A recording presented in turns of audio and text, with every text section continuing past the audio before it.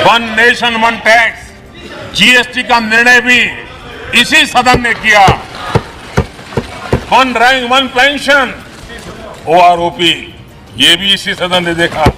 और इसके साथ ही वो जो बड़ी खबर जिसका इंतजार हम सभी लोग कर रहे हैं कि इस बैठक में आखिर कौन से विशेष मसौदे पर मुहर लगी वो साफ हो सकती है अब से थोड़ी देर के अंदर। ये जिस पर अब कैबिनेट की मुहर लगी है इस मीटिंग के अंदर, ये कैबिनेट की बैठक जिसके बारे में अभी तक कोई कुछ बताने के लिए तैयार नहीं था कि इसका एजेंडा क्या है, किन खास विषयों पर आज चर्चा होनी थी। लेकिन आज सुबह प्रधानमंत्री ने जब ये कहा कि ये ऐतिहासिक निर्णयों वाला छोटा लेकिन बड़ा महत्वपूर्ण सत्र होगा।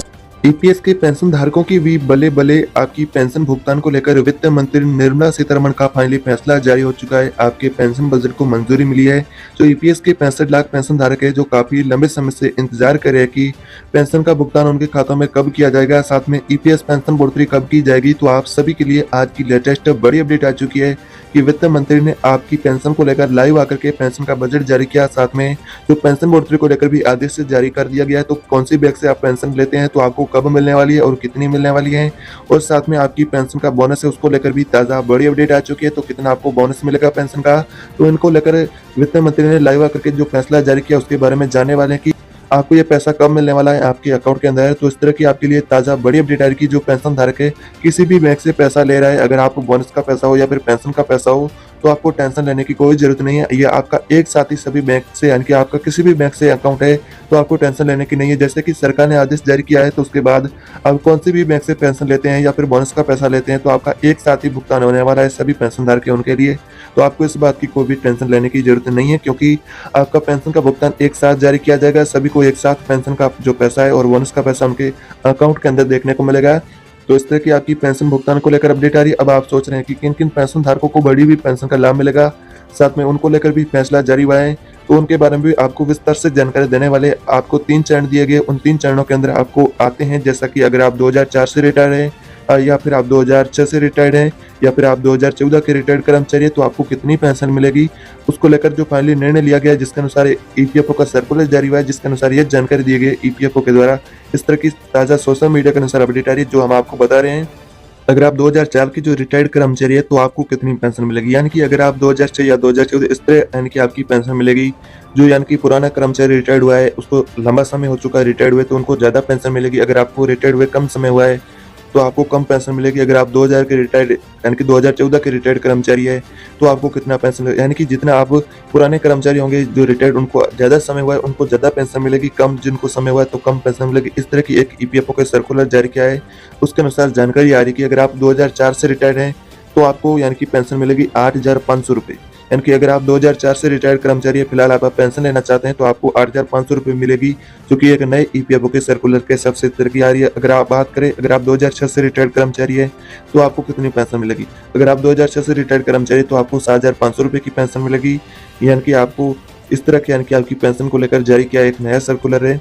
और 2014 से आप रिटायर्ड कर्मचारी है तो आपको पेंशन मिलेगी 5,000 रुपये की। यानी कि ईपीएफओ ने नया सर्कुलर जारी किया है जिसके अनुसार आपको इस तरह की पेंशन मिलेगी। 2004 से रिटायर्ड है तो 8,500 रुपये, 2006 से रिटायर्ड है आप तो आपको 7,500 रुपये की पेंशन। अगर आप 2014 से रिटायर्ड कर्मचारी है तो आपको 5,000 रुपये की पेंशन मिलेगी।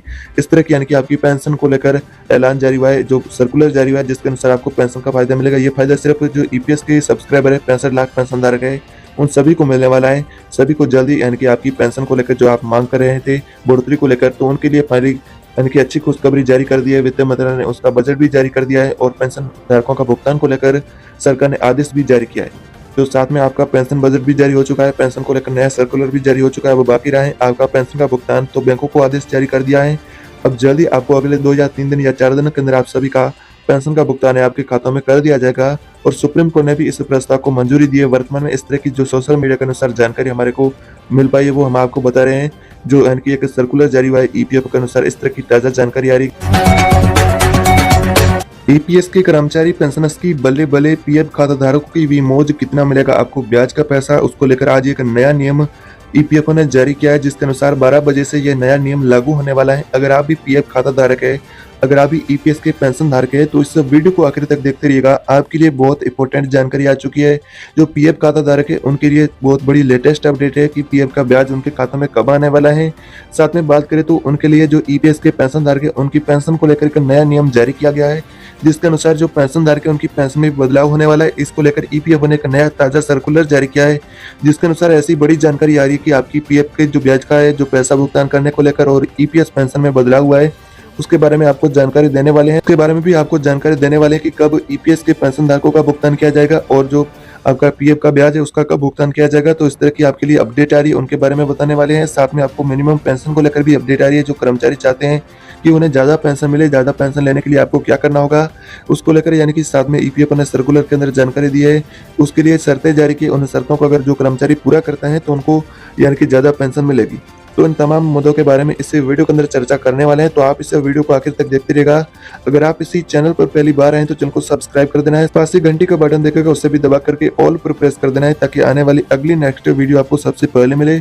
आपको अब पेंशन का जो टेंशन है वो नहीं लेना होगा। मोदी सरकार ने साथ ही आपकी पेंशन को लेकर आदेश जारी किया, जिसके बाद ईपीएफ ने सर्कुलर जारी किया है।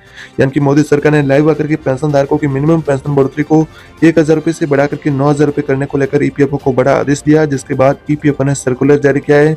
तो अब आपको मिनिमम पेंशन बढ़ोतरी की टेंशन नहीं लेनी होगी, क्योंकि अब आपको मिनिमम पेंशन 1000 रुपए से बढ़कर के 9000 रुपए मिलेगी। इससे ईपीएफ ने मंजूरी दी है। इस तरह की फिलहाल अपडेट आ रही है आपकी पेंशन को लेकर। साथ में आपकी अन्य मांगे उनको लेकर भी अपडेट आ रही है। जो पीएफ खाता धारक है उनके लिए ताजा अपडेट आ रही है कि ब्याज उनका पैसा कितना मिलेगा और उनके खातों में कब भुगतान किया जाएगा। तो फिलहाल देखा जाए आपकी पेंशन को लेकर, भुगतान को लेकर जानकारी आ रही है कि सरकार ने और ईपीएफ ने पेंशन धारकों की पेंशन को लेकर बैंकों को भुगतान का आदेश जारी किया है। साथ में 18 माह का जो डीए एरियर है उसका भुगतान को लेकर भी सरकार ने फैसला जारी किया है, जिसके बाद बैंकों को आदेश दे दिया गया है कि सभी पेंशन धारक है उनकी जो नई पेंशन है उनके साथ उनका डीए एरियर का रखा हुआ पैसा है वो भी साथ में जमा किया जाए। तो बैंकों को फिलहाल आदेश जारी कर दिया है। बैंक जल्दी आपके 2 या 3 दिनों के अंदर आपके खातों में पेंशन का भुगतान भी कर देगी। ईपीएस के जो पेंशन धारक है उनके लिए सुप्रीम कोर्ट की तरफ से भी मंजूरी मिल गई है 9000 रुपए की। मोदी सरकार ने जैसे ही आदेश जारी किया संसद के अंदर, तो संसद ने इस प्रस्ताव को पास किया है, जिसके बाद अब आपको मिनिमम पेंशन 9000 रुपए मिलेगी। साथ में जो अन्य आपकी मांगे थी ईपीएस पेंशन को लेकर, हायर पेंशन, फ्री मेडिकल की सुविधा को लेकर, उन 3-4 मांगों को जो आपकी जो 4 सूत्रीय मांगे थी उन सभी को मंजूरी मिल गई है। अब आपको पेंशन की कोई टेंशन नहीं लेनी होगी। सभी को मिनिमम पेंशन जो 1000 रुपए की मिलती थी उस राशि को बढ़ा करके 9000 रुपए कर दिया गया है। साथ में आपको बदलेगी, साथ में आपको फ्री मेडिकल सुविधा मिलेगी, जो कि आपका परिवार उसको भी फ्री में मेडिकल की सुविधा मिलेगी। साथ में आपको हायर पेंशन का भी फायदा मिलेगा। और जो कर्मचारी नया जो ईपीएस के अंदर शामिल होना चाहता है या फिर ईपीएस पेंशन पाना चाहता है, जो 60 साल का हो चुका है या फिर उसने 10 साल तक का रेगुलर कंट्रीब्यूशन किया है, तो आप यानी कि पेंशन ले सकते हैं ईपीएस के अंदर। जो आप शामिल हो सकते हैं, जो ईपीएफ के सब्सक्राइबर बन सकते हैं, उसके लिए भी ईपीएफ ने सर्कुलर के अंदर जानकारी दी है। तो आपके लिए फिलहाल इस तरह की बड़ी अपडेट आ रही है कि आपका जल्दी पेंशन का भुगतान किया जाने वाला है। और आपका जो यानी कि डीए को लेकर मांगती है और पेंशन बढ़ोतरी को लेकर मांगती है, पीएफ का ब्याज को लेकर बात करें तो पीएफ का ब्याज भी साथ में भुगतान किया जाएगा। उसको लेकर भी बैंकों को आदेश दे दिया गया है। यानी कि पीएफ के ब्याज को लेकर भी सरकार ने पेंशन धारकों की पेंशन और डीए को लेकर और डीए एरियर को लेकर और आपका पीएफ ब्याज को लेकर, इन यानी कि इशारों को लेकर सरकार ने जो बजट जारी करके बैंकों को आदेश दे दिया गया है, जो बैंक जल्दी आपके सभी के खातों में जल्दी भुगतान करने वाली है। इस तरह की फिलहाल ताजा बड़ी अपडेट आ रही है आपकी।